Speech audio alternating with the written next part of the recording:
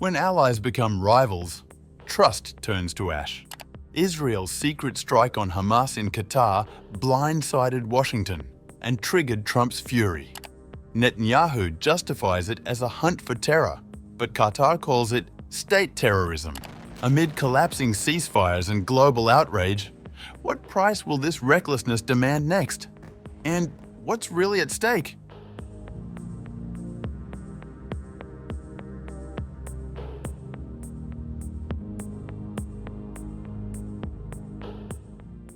A heated confrontation between US President Donald Trump and Israeli Prime Minister Benjamin Netanyahu has exposed deep fractures in the US-Israel alliance following Israel's unprecedented strike on Hamas leadership in Qatar this week. The Wall Street Journal reported that Trump expressed his fury during what officials described as a heated phone call on Tuesday, after learning about the attack not from Israel, but from American military intelligence as bombs were already falling on Doha.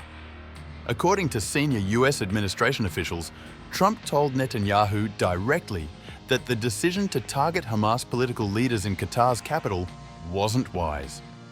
The president was particularly angered that he learned of the operation from the Pentagon as it was happening, rather than receiving advance notice from Israel. This represented a significant breach in the close coordination typically expected between the two allies. According to two White House sources cited by Axios, Trump expressed his strong disapproval. "It's unacceptable. I demand that you do not repeat it." Netanyahu's response revealed the urgency he felt compelled to act under. The Israeli leader told Trump he had only a brief window to launch the strikes and chose to seize the opportunity. The target was a high-level meeting of Hamas's top leadership, believed to include key figures like Khalil al-Hayya, Hamas's leader for Gaza and chief negotiator. But the mission's outcome remained uncertain. In a remarkable exchange that underscores the complexity of modern warfare, Trump later called Netanyahu back to ask a simple question: had the strikes been successful? Netanyahu's answer, according to the Wall Street Journal, was brutally honest. "I don't know."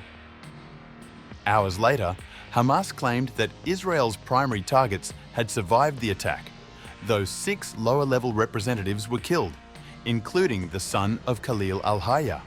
The Saudi newspaper Ashaq al-Awsat reported that 2 senior Hamas officials were wounded, with one in critical condition, suggesting the strike had some impact despite missing its main objectives. A senior administration official revealed that Trump is increasingly frustrated with Netanyahu, feeling that the Prime Minister continually boxes him in with aggressive moves taken without US input that clash with Trump's own Middle East goals. The strike dealt a severe blow to US-led ceasefire efforts, prompting Hamas to suspend negotiations and enraging Qatari officials who had been serving as crucial mediators.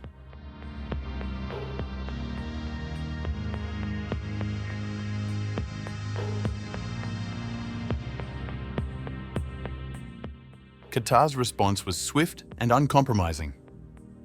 Prime Minister Sheikh Mohammed bin Abdulrahman bin Jassim Al Thani told CNN that Netanyahu should be brought to justice for what he described as state terrorism. The Qatari leader's condemnation came as Israeli forces intensified their bombardment of Gaza, killing more than 70 people on September 10th alone. Netanyahu is fully aware that the hosting of the Hamas office took place within the framework of Qatar's mediation efforts requested by the United States and Israel. The negotiations were always held in an official and transparent manner, with international support and in the presence of US and Israeli delegations.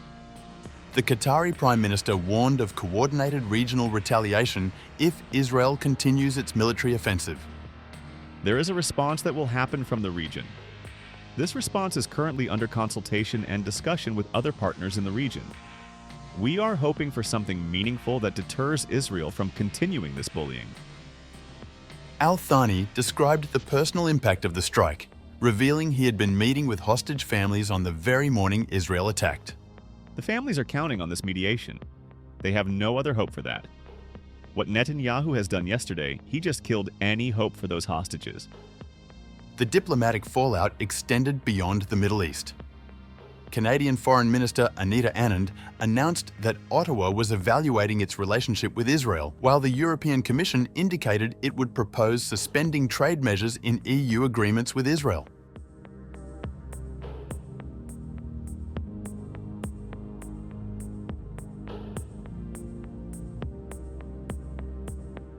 Facing mounting international criticism, Netanyahu doubled down on Wednesday with a defiant video statement comparing Israel's actions to America's response after September 11th. The timing was particularly pointed, released just one day before the anniversary of the 2001 attacks. We also have a September 11th. We remember October 7th. On that day, Islamist terrorists committed the worst savagery against the Jewish people since the Holocaust. What did America do in the wake of September 11th? It promised to hunt down the terrorists who committed this heinous crime wherever they may be. And it also passed a resolution in the Security Council of the UN 2 weeks later that said governments cannot give harbor to terrorists. Netanyahu justified the Qatar strike by drawing parallels to US counterterrorism operations. We did exactly what America did when it went after the al-Qaeda terrorists in Afghanistan, and after they went and killed Osama bin Laden in Pakistan. His message to Qatar was unambiguous. And I say to Qatar and all nations who harbor terrorists, you either expel them or you bring them to justice. Because if you don't, we will. The Israeli leader accused Qatar of providing Hamas leaders with sumptuous villas and financing the organization, despite Qatar's role as a US-requested mediator. Netanyahu signaled that more strikes could be coming, suggesting this attack was just the beginning of a broader campaign against Hamas leadership abroad. However, intelligence reports suggest the operation may have failed due to basic security protocols. Sources told the Saudi outlet that Israel relied primarily on phone geolocation to target the Hamas leaders, not knowing that the officials leave their phones with advisors during sensitive meetings. Despite the tensions, Netanyahu appeared alongside US Ambassador Mike Huckabee at a ceremony naming a beachfront walkway after Trump, calling the president the best friend Israel has ever had in the White House.